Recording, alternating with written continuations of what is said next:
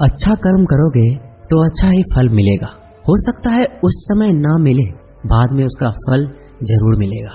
एक आदमी इस बात से दुखी था कि उसके साथ हमेशा बुरा क्यों होता है, जबकि वो सबकी मदद करता है। वो सोचता था अच्छे इंसान के साथ ही बुरा क्यों होता है। ऐसे सवालों के साथ वो एक रास्ते से गुजर रहा था।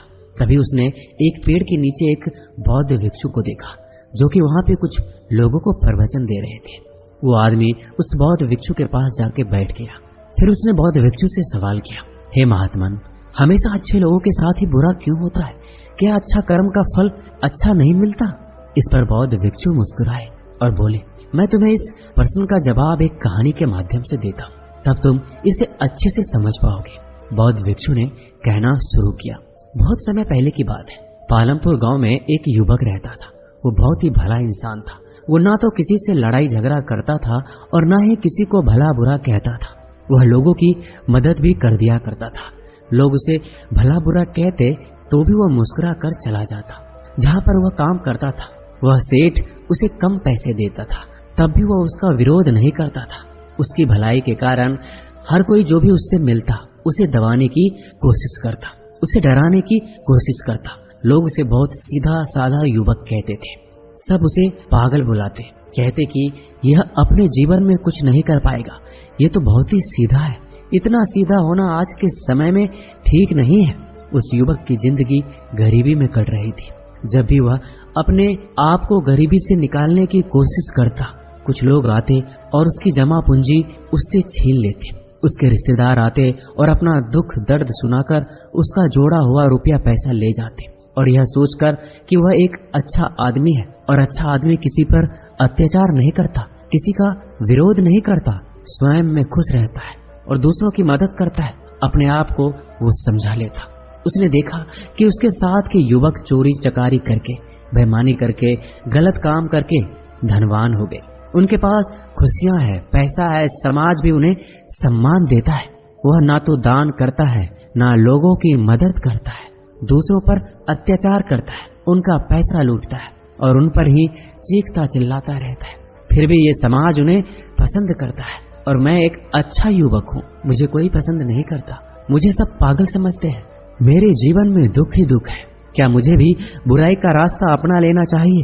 एक दिन वह अपने मालिक के यहाँ पर काम कर रहा था और उससे कुछ सामान गिरकर टूट गया।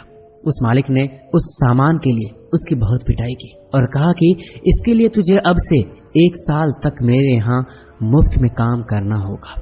वह रोता हुआ अपने घर जा रहा था। रास्ते में उसे एक भिक्षु मिला। भिक्षु ने जब उसके कराहने की आवाज सुनी तब भिक्षु उसके पास आया। उस युवक ने कहा, तुम्हारे शरीर पे तो बहुत जख्म है, लाओ कुछ मरहम मैं लगा देता, इससे तुम्हें आराम मिलेगा। भिक्षु ने युवक के शरीर पर कुछ जड़ी बूटी का लेप लगाया, जिससे उस युवक को कुछ आराम मिला। युवक ने भिक्षु से कहा, आप ज्ञानी हैं, क्या आप मेरी एक बात का जवाब देंगे? युवक ने कहा, अच्छे लोगों के साथ बुरा क्यों होता है, जबकि इस दुनिया में बुरे लोग सुख से जीते हैं? तब क्या सभी को बुरा नहीं हो जाना चाहिए? भिक्षु ने कहा, ऐसा नहीं है। जिसके कर्म बुरे हैं उसके कर्म का फल उसे अवश्य मिलेगा और आवश्यक रूप से बुरा ही होगा। जिसके कर्म अच्छे हैं उसे भी उसके अच्छे कर्म का फल मिलेगा और आवश्यक रूप से अच्छा ही होगा। युवक ने कहा, क्या वास्तव में ऐसा है? क्या मैं आप पर भरोसा कर सकता हूँ? क्योंकि इस दुनिया में तो मुझे उल्टा ही नजर आता है। भिक्षु ने कहा, बिल्कुल ऐसा ही है, आने वाले समय में तुम ये जान भी जाओगे। यह कहकर वह भिक्षु वहां से चले गए। उस युवक को थोड़ी तसल्ली हुई कि चलो मेरे पास धन दौलत ना सही, रुपया पैसा ना सही, समाज का मान सम्मान ना सही, पर मैं आदमी तो अच्छा हूँ। मेरी इस अच्छाई का फल कभी न कभी तो मुझे मिलेगा। कुछ दिन बाद वह युवक जंगल के रास्ते से अपने मालिक के घर जा रहा था। तभी रास्ते में राजा के सैनिकों ने उसे घेर लिया और उसके मुंह पर काला कपड़ा डालकर उसके हाथ बांधकर उसे धक्के मारकर ले जाने लगे। उसने पूछा, मुझे कहाँ ले जा रहे हो? मेरा क्या कसूर है? लेकिन सैनिकों ने कुछ नहीं कहा। वह बस उसे मारते पीटते ले जाने लगे। युवक द्वारा बहुत पूछे जाने पर एक सैनिक ने युवक से कहा, तुम्हें राजा ने मृत्यु दंड दिया है, कहा है कि तुम्हें ऊंचे पहाड़ से ले जाकर नीचे फेंक दे, इसलिए हम तुम्हें एक ऊंचे पहाड़ की तरफ ले जा रहे हैं, जहाँ से हम तुम्हें नीचे फेंक देंगे। युवक ने कहा, लेकिन मेरा कसूर क्या है? क्या है मेरा दोष जिसके लिए मुझे ये सजा दी जा रही है? मैंने तो कुछ भी नहीं किया। सैनिक ने हंसते हुए कहा, हाँ, हम जानते हैं तुमने कुछ नहीं किया। तुम्हारी अंतिम इच्छा समझकर यह मैं तुम्हें बता रहा हूँ। ध्यान से सुनो। राजा ने आज सुबह एक चोर को मृत्यु दंड दिया था। हम उसी को पहाड़ से नीचे फेंकने जा रहे थे, लेकिन चोर ने हमसे कहा कि अगर हम उसे छोड़ देंगे तो हम में से हर किसी को वो 1000 सोने के सिक्के देगा। तो हमने उसे छोड़ दिया, लेकिन हमें अपना कर्तव्य भी तो पूरा करना है। किसी को तो वहां से फेंकना ही होगा ताकि राजा तक समाचार पहुंच सके कि चोर को मृत्यु दंड दे दिया गया है। तो हमने तुम्हें पकड़ लिया, और तुमसे अच्छा हमें मिलेगा भी कौन? ना तुम्हारे कोई आगे है ना कोई पीछे जो तुम्हारे बारे में पूछताछ कर सके। इसलिए भगवान का नाम लो और शांति से मरो। वह युवक उन सैनिकों के सामने बहुत गिड़गिड़ाया, रोया, चिल्लाया और विनती की कि वह उसे छोड़ दे, लेकिन सैनिकों ने उसकी एक भी नहीं सुनी। वह उसे घसीटते हुए ले जाने लगे। अंत में थक हार कर युवक ने सैनिकों से कहा, उस चोर ने तुम सबको 1000 सोने के सिक्के दिए हैं। अगर तुम मुझे छोड़ दो तो मैं तुम में से हर एक को 10-10 हजार सोने के सिक्के दूंगा। सैनिकों ने कहा, अरे तू हमें पागल समझता है? तेरे जैसे भिखारी के पास इतना धन आया कहाँ से? युवक ने कहा, तुम मेरे साथ चलो, मैं तुम्हें दिखाता हूँ मेरे पास धन है, और अगर धन नहीं मिला तो तुम मुझे मार देना। तुम्हारे पास तो हथियार भी है, मैं तुम्हारा क्या बिगाड़ पाऊंगा। उन सैनिकों ने विचार विमर्श किया और युवक से कहा, चलो ठीक है, दिखाओ मुझे कहाँ है धन। वह युवक उन सैनिकों के गुफा में ले गया। वह युवक उस गुफा से परिचित था, लेकिन अंदर से वह गुफा भूल भुलैया की तरह था। जो उसमें एक बार चला जाता उसका वहां से बाहर निकलना मुश्किल था। वह युवक उन सैनिकों को धोखा देकर वहां से बाहर निकल आया, लेकिन वहां सभी सैनिक फंसे रह गए। वह युवक भागता हुआ जंगल के रास्ते से जा रहा था। उसे डर था कि सैनिक वहां से निकल आएंगे और उसे फिर से पकड़ लेंगे। रास्ते में उसे वही भिक्षु फिर से दिखाई दिया और वह उन भिक्षु के पास गया और कहा, आपने कहा था जिसके कर्म बुरे हैं उसे बुरा फल मिलेगा, जिसके कर्म अच्छे हैं उसे अच्छा फल मिलेगा। लेकिन आज तो मैंने ये देख लिया और ये जान भी लिया कि जिनके कर्म बुरे हैं वही सुख से रहते हैं, बाकी अच्छे कर्म करने वाले को तो दुख ही मिलता है। युवक ने अपने साथ घटी घटना को भिक्षु को बताया और पूछा, अब बताओ कि मेरा कौन सा बुरा कर्म था जिसकी वजह से मुझे मौत की सजा मिल रही थी, और वह भी उस कर्म के लिए जो मैंने किया ही नहीं। भिक्षु ने कहा, कर्म तो तुम्हारे बुरे हैं, तभी तो ये तुम्हें सहना पड़ा।